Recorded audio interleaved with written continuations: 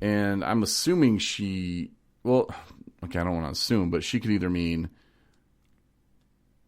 like an individual, like she's in sober living, she's leaving, and now she's on her own, or she's leaving sober living and now she's moving back with her family where, she's essentially on her own, but not like on her own, because I never left transitional. It was on my own. Mm-hmm. Like I was in sober living, then I managed sober living house. Then you made me get with you. Okay. And so, I don't know. But I mean, they were steps though. And they were at the right time, I wouldn't rush it. That'd be my advice. It's frustrating sometimes in sober living. It felt like I was there for 20 years, but it was only March, April, May, June, July, August, September, 7 months, 6.5 months. So, I mean, but it felt like, it felt forever. But yeah, I wanted to get out of there. I was looking at a place, and I had a car that was kind of crappy, but it worked. And I was like, well, I'll just take, money that I'm going to get from student loan, and I'll just, pay for an apartment. And then I was having a hard time finding anything. And then it was like, grace of God, like some guy comes along and so, I didn't really know that well, wasn't a big fan of his. And I'm like, why is this dude, I don't know, it was just weird. I'm like, okay, yeah, I'll manage that place for you. Maybe I had this guy wrong. That's what I thought. But it was all God doing it. It was weird and it was crazy. And then it allowed me to buy the vehicle that drives people to and from treatment centers today. So, Mm-hmm. it all happens. And then, obviously you came along into my life, and that kind of went a different direction totally, which I didn't see coming, but I mean, it's a blessing. It really is. So just trust God and don't try to force things. Mm-hmm. When you try to force things, I think that's when you're more likely to choose the wrong path, as opposed to just kind of let God just kind of guide you. Yeah. And the thing is, too, is I find sometimes people will get an inkling, like they know that they don't want to live in sober living anymore because it's not ideal. And no, it's not 100% ideal, but it is what it is. And that's where you can try to set your goals and set up what it is that you're looking for and find what it is that's going to be healthy for you and a good place for you.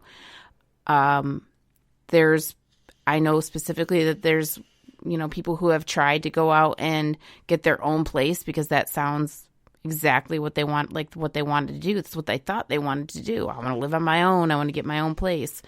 And, that in itself, are you prepared for that?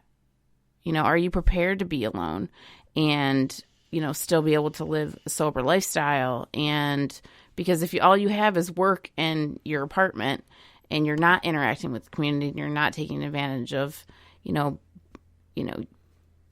being around other people that are trying to do the same thing, that gets lost really quick. You totally forget, what it is that you were actually trying to do and what got you the opportunity to make it there in the first place.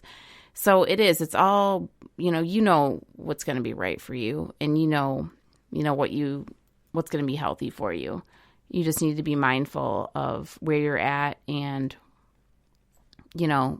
make sure you're prepared. Make sure that the plan fits what it is that, what you're emotionally prepared for. Yeah, and Taylor, if you're listening and if you missed the podcast called Feathers with Shannon, she was actually doing that exact thing. She was leaving transitional and going on to North Carolina, actually. But she kind of talked about how she had plans. She wanted a car, she wanted a job, or a job then a car. And then, she had kind of a timeline for it. But again, don't rush it if it's not feeling right or something. I wouldn't rush it. But it is very, I don't want to say hard, but it's very not problem. It's just, well, here's the thing: is moving out is the easy part.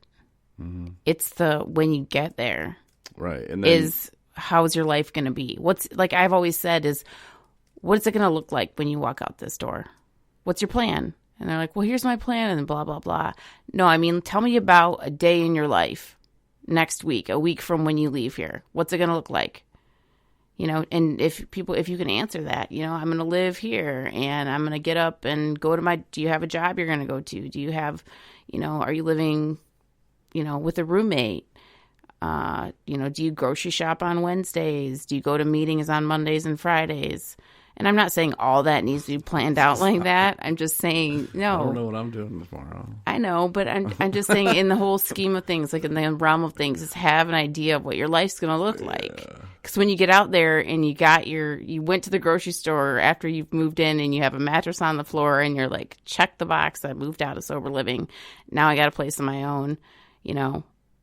And then you're lonely and you're miserable and you got a mattress on the floor and you can't get enough money and it's going to cost more than you thought it was going to cost. And oh, damn, you should have got room. Don't burn people's dreams. Well, I'm just saying that stuff can happen too, you know, but don't let relationships get in the way either, because a lot of people will be like, well, I can't tell her that I'm in a sober living house. Why are you keeping secrets? Right. You know, like if this is the person that you want something with, let them know who you are, you know, and where you're at in life. Be proud of that. You're in recovery. You're changing your life for the better. Mm-hmm. Yeah, you live in a sober living house. Yeah, there's rules. You can't come over. And this is why it's very important that when you're in early recovery, that you find a woman who has a job, who has a house. No, wait, huh?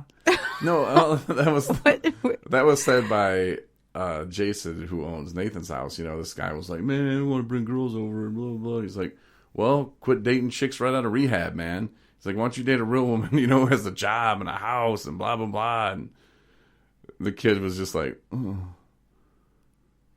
well, I don't know where to find them at. He's like, well, it's time for you to start hanging out at different places, huh?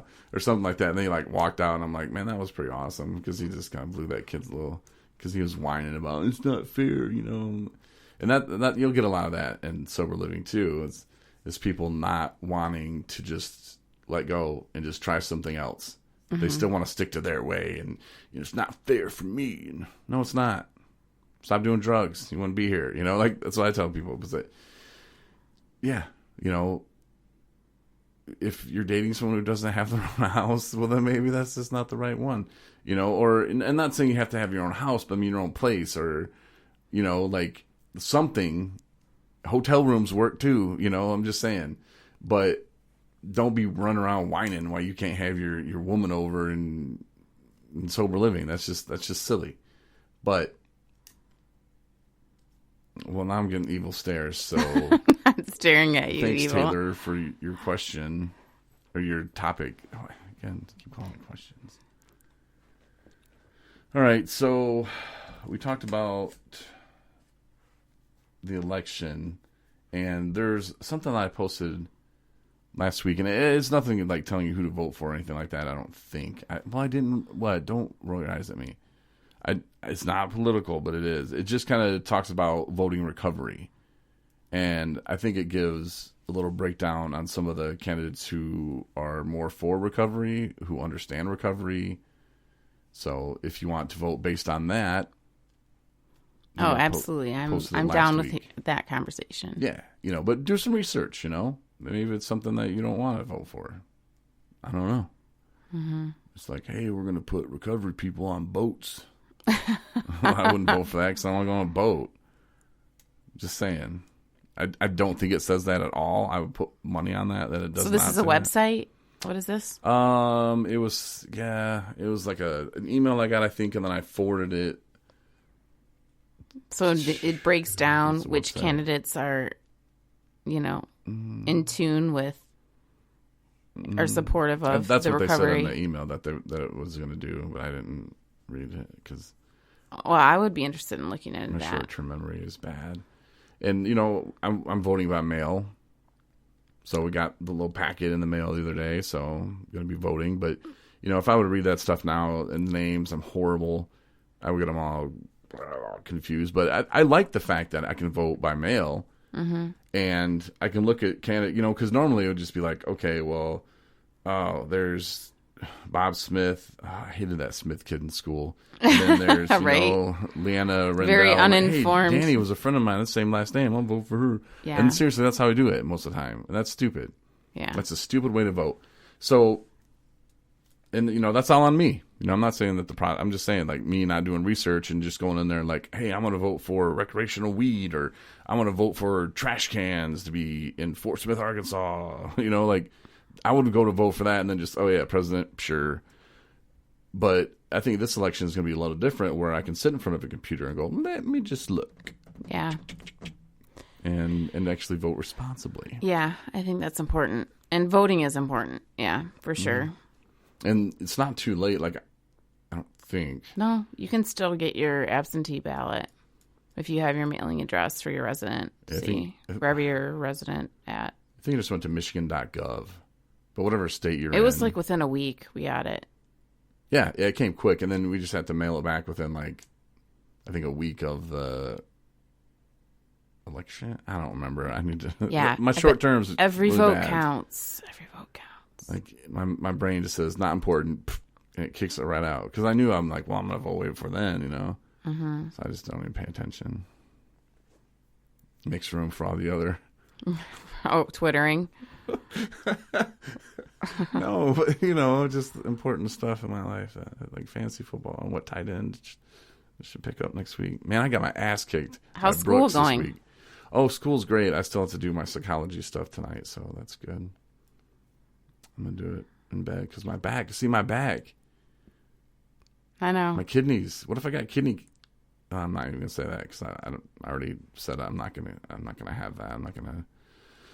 Well, how about just stay positive and kidney infection? But still, I can just be like, hey, I had a kidney infection. They'll be like, oh, and that stopped you from reading on a computer? Sorry. exactly. Thank you. I was in pain. I was in pain. But yeah, so thanks for bringing that up. So go vote, do what you need to do, but figure it out. And if you want to do what I do, I mean, you don't have to sit in front of a computer and then do it by mail. I mean, you can check out the candidates, make a list, go through it and vote responsibly. But don't let people bully you into voting. If you want to vote Trump, vote Trump. If you want to vote Biden, vote Biden. If you want to vote Corey Winfield, just write my name in. I'm not going to win, but right. Appreciate it. Mm-hmm. But no, yeah. So hopefully this next week will go well for us. I want to say thanks to Cam.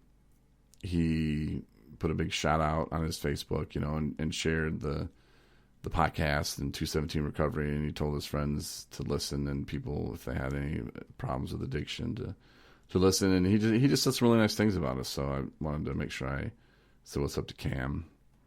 Nice. Yeah, I appreciate that.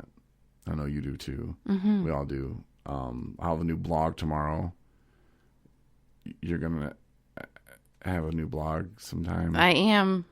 I know. It's been forever. Quarterly blog will be up. I know. Don't. I do. I feel terrible. I've had it in my notes for a long time. I just haven't. I don't know. You're right. I will do it. I will post it. I'll post it tonight. Yeah. I'll post it tonight. And, to be honest, I've been bad at it too. I haven't No, really you kept up with the haven't. website. You've been good. I haven't kept up with the website. I've been too busy. Like, I know. I Twittering. I know. I'm just kidding. I'm totally giving you shit about that for no reason. There you are. I'm kidding. No, but I need to do some stuff on the website. And, yeah. You can get this on.